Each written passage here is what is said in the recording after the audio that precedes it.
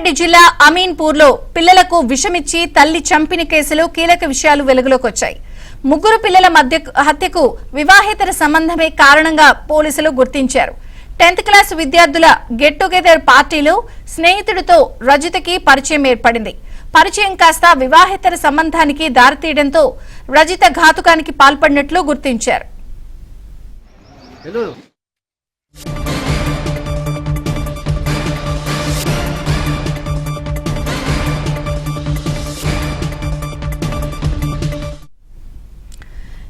అమీన్పూర్ లో పిల్లలకు విషమిచ్చి తల్లి చంపిన కేసులో కీలక విషయాలు బయటపడ్డాయి. మరిన్ని వివరాలు శశి అందిస్తారు. శశి, గత 5 రోజుల క్రితం సంగారెడ్డి జిల్లా అమీన్పూర్ లో విషాదం చోటు చేసుకుంది. అనుమానాస్పద స్థితిలో ఒకే ఇంట్లోనే ముగ్గురు చిన్నారులు మృత్యువాత పడ్డారు. అలాగే తల్లి కూడా తీవ్రమైనటువంటి కడుపు నొప్పితో ఆసుపత్రిలో చికిత్స పొందుతుంది. అయితే ఇదే అంశం మీద ఇటు పోలీసులు విచారణ చేపట్టారు.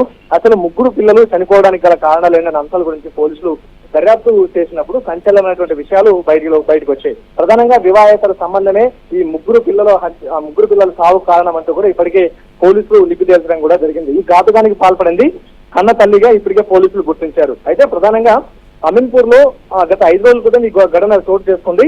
అయితే తల్లికి 10th క్లాస్ చదువుతున్నటువంటి సమయంలో ఒక పర్సన్ తో పరిచయం ఏర్పడింది. ఈ మధ్య కాలంలో అది గెట్ టుగెదర్ పార్టీ కూడా ఏర్పాటు చేసుకున్నారు.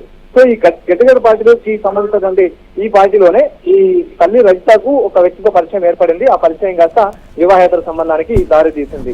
సో ఇదే సమయంలోనే ఆ వివాహేతర సంబంధం ఇద్దరి మధ్య కొనసాగుతున్నటువంటి సమయంలోనే ఇక ఇద్దరు కలిసి బతకాలంటూ కూడా భావించారు. ఇందులో భాగంగా పిల్లల్ని అడ్డు తొలగించుకోవాలా, తర్వాత భర్తను కూడా అడ్డు తొలగించుకోవాలంటూ కూడా రజిత భావించింది. ఈ సందర్భంలోనే ఈ నెల 21వ తేదీన రాత్రి తన ప్లాన్ అమలు చేసింది. ఇందులో భాగంగానే పిల్లలకు ఆ తర్వాత భర్తకు విషం కలిపిన అన్నం తినిపించి వారిని చంపాలంటూ కూడా భావించింది. ఈ ప్లాన్ లో భాగంగానే పిల్లలకు పెరుగన్నంలో విషం కలిపి ఆ ముగ్గురికి కూడా తినిపించింది.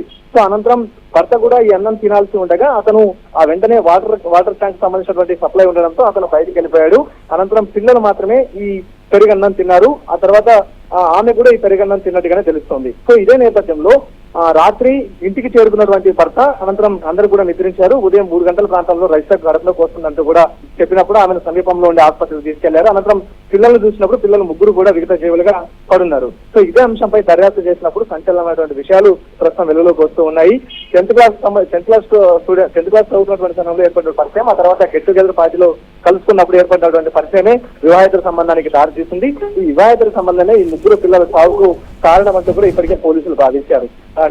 ఇదే కాకుండా రజితను ముందుగానే పోలీసులు అనుమానించి విచారించారు. అయితే ఆ సమయంలో కూడా తనకు ఏమీ తెలియదంటూ కూడా రజిత చెప్పే ప్రయత్నం చేసింది. తాను పిల్లలకు పెరుగన్నం తినిపించి పడుకోబెట్టాను, తీరా చూస్తే వాళ్ళు చనిపోయారంటూ కూడా రజిత పోలీసులు నమ్మించే ప్రయత్నం చేసింది. తర్వాత భర్త మీద కూడాను పోలీసులు అనుమానం వ్యక్తం చేసి భర్త చెన్నైను కూడా పోలీసులు అదుపులోకి తీసుకుని విచారించారు. సో భర్త ప్రమేయం కూడా ఇందులో ఏమీ లేదని నిర్ధారించుకున్నారు. వివాహేతర సంబంధం కోణంలో పోలీసులు దర్యాప్తు చేపట్టినప్పుడే ఈ మొత్తం వ్యవహారం అంతా కూడా ప్రజెంట్ ఇప్పుడు బయటపడింది. సో మొత్తానికి రజితకు సంబంధించినటువంటి 10th క్లాస్ ఫెయిల్ కూడా పోలీసులు ఇప్పుడు అదుపులోకి తీసుకున్నారు. సో అనుమానాస్పద మృతుని కేసును కాస్త ఇప్పుడు హత్యగతిగా మార్చేటటువంటి అవకాశం అయితే స్పష్టంగా కనిపిస్తోంది. Thank you Shashi.